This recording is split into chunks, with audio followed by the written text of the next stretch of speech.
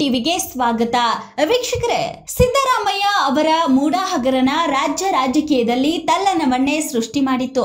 ಇದೇ ಸಂದರ್ಭದಲ್ಲಿ ಮಲ್ಲಿಕಾರ್ಜುನ್ ಅವರಿಗೆ ಭೂಕಂಟಕ ಶುರುವಾಗಿದೆ. ಇದರ ಬಗ್ಗೆ ಮಾತನಾಡಿದಂತಹ ಪ್ರಿಯಾಂಕ್ ಖರ್ಗೆ, ನಾವು ವಾಣಿಜ್ಯ ಅಥವಾ ಕೈಗಾರಿಕಾ ಉದ್ದೇಶಕ್ಕೆ ಜಮೀನನ್ನ ಪಡೆದಿಲ್ಲ.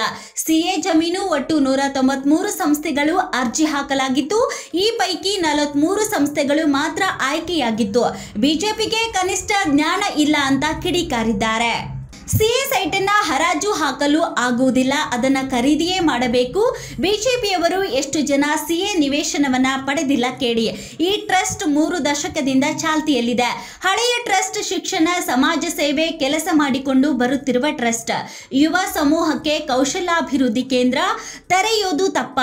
ಇದಕ್ಕೆ ಜಮೀನು ಖಾಸಗಿಯವರು ಕೊಡಬೇಕು ಅಥವಾ ಸರ್ಕಾರದಿಂದ ಖರೀದಿ ಮಾಡಬೇಕು? ನಾವು ಸರ್ಕಾರದಿಂದ ಖರೀದಿ ಮಾಡಿದ್ದೇವೆ ಎಂದು ಹೇಳಿದ್ದಾರೆ. ಬಿಜೆಪಿ ಅವರು ಪ್ರೇರಣಾ ಟ್ರಸ್ಟ್ ಅಕ್ರಮದ ಬಗ್ಗೆ ಮಾತನಾಡಲಿ. ರಾಷ್ಟ್ರೋತ್ಥಾನ ಸಂಸ್ಥೆಗೆ ಭೂಮಿ ಕೊಟ್ಟಿದ್ದಾರಲ್ಲ, ಅವರು ಅದನ್ನ ಮಾತನಾಡಲಿ. ಈ ವಿಚಾರದಲ್ಲಿ ಕಾನೂನು ಉಲ್ಲಂಘನೆ ಆಗಿಲ್ಲ. ಬಿಜೆಪಿಯವರು ರಾಜ್ಯಪಾಲರಿಗೆ ದೂರು ಕೊಟ್ಟು ರಾಜಕೀಯ ಮಾಡ್ತಿದ್ದಾರೆ ಎಂದು ಪ್ರಿಯಾಂಕ್ ಖರ್ಗೆ ತಿರುಗೇಟನ್ನ ನೀಡಿದ್ದಾರೆ. ಖರ್ಗೆ ಕುಟುಂಬದ ಟ್ರಸ್ಟ್ಗೆ ಕೆಐಡಿಬಿ ಭೂಮಿ ಮಂಜೂರು ವಿಚಾರವಾಗಿ ಪ್ರತಿಕ್ರಿಯೆ ನೀಡಿರುವ ಸಿಎಂ, ಕಾನೂನು ಪ್ರಕಾರ ಮಾಡಿದ್ದೇವೆ. ಅವರ ಟ್ರಸ್ಟ್ ಎಲಿಜಿಬಲ್ ಇದೆ, ಅದಕ್ಕೋಸ್ಕರ ಮಾಡಿದ್ದೀವಿ. ಈಗ ಬಿಜೆಪಿಯವರು ಚಾಣಕ್ಯ ವಿಶ್ವವಿದ್ಯಾಲಯಕ್ಕೆ ಹೇಗೆ ಮಾಡಿದ್ರು, ಇದನ್ನ ಕಾನೂನು ಪ್ರಕಾರವೇ ಮಾಡಿದ್ದೀವಿ ಎಂದು ಸಮರ್ಥನೆ ಮಾಡಿಕೊಂಡಿದ್ದಾರೆ. ಡಿಫೆನ್ಸ್ ಏರೋಸ್ಪೇಸ್ ಪಾರ್ಕ್ನಲ್ಲಿ 5 ಎಕರೆ ಮಂಜೂರು ವಿಚಾರ ಡಿಕೆ ಶಿವಕುಮಾರ್ ಮಾತನಾಡಿ, ಟ್ರಸ್ಟ್ಗಳು ಯಾರದ್ದೋ ಸ್ವಂತ ಆಸ್ತಿಯಲ್ಲ. ಟ್ರಸ್ಟ್ ಅಂದರೆ ಅದು ಪಬ್ಲಿಕ್ ಪ್ರಾಪರ್ಟಿ. ಬಿಜೆಪಿ ಪ್ರಾಸಿಕ್ಯೂಷನ್ಗೆ ದೂರು ಕೊಡಲಿ, ನಾವು ಉತ್ತರ ಕೊಡ್ತೀವಿ ಎಂದು ಹೇಳಿದ್ದಾರೆ. ಸಿದ್ಧಾರ್ಥ ವಿಹಾರ ಶಿಕ್ಷಣ ಟ್ರಸ್ಟ್ಗೆ ಕೆಐಎಡಿಬಿ ಇಂದ 5 ಎಕರೆ ಜಾಗ ಪಡೆದುಕೊಂಡಿದ್ದಾರೆ. ಸಚಿವರಾಗಿ ಪ್ರಿಯಾಂಕ್ ಖರ್ಗೆ ಅಧಿಕಾರವನ್ನ ದುರುಪಯೋಗ ಪಡಿಸಿಕೊಂಡಿದ್ದಾರೆ. ಹೀಗಾಗಿ ಸಚಿವ ಸಂಪುಟದಲ್ಲಿ ವಜಾ ಮಾಡಿ ಜಮೀನು ವಾಪಸ್ ಪಡೆಯಬೇಕು.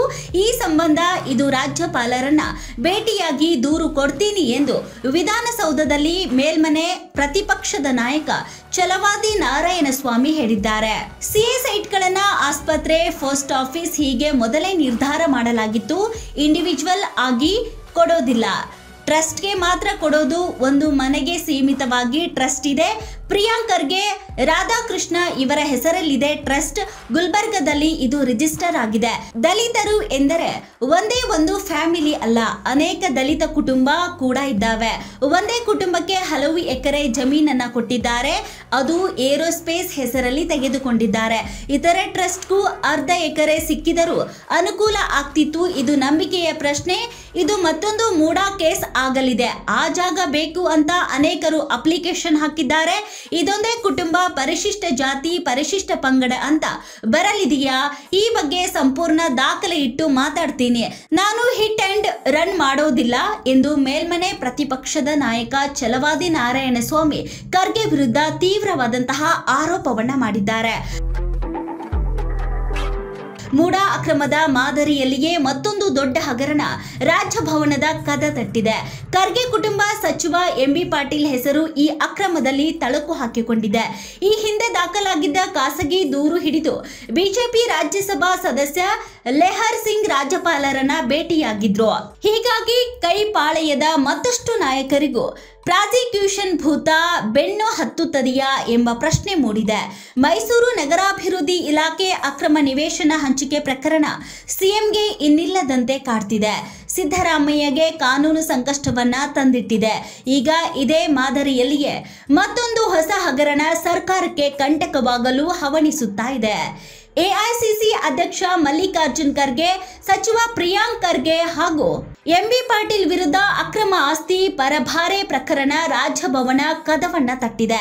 ಈಗಾಗಲೇ ಇದೇ ವಿಚಾರಕ್ಕೆ ಖಾಸಗಿ ದೂರು ಕೂಡ ದಾಖಲಾಗಿದೆ. ಆದರೆ ಈಗ ಇದೇ ದೂರಿನ ಅನ್ವಯ ಬಿಜೆಪಿ ನಾಯಕ ಕಾಂಗ್ರೆಸ್ ಮೂಲ ಬುಡವನ್ನೇ ಹಿಡಿದು ಅಲ್ಲಾಡಿಸಲು ಸಜ್ಜಾಗಿದ್ದಾರೆ.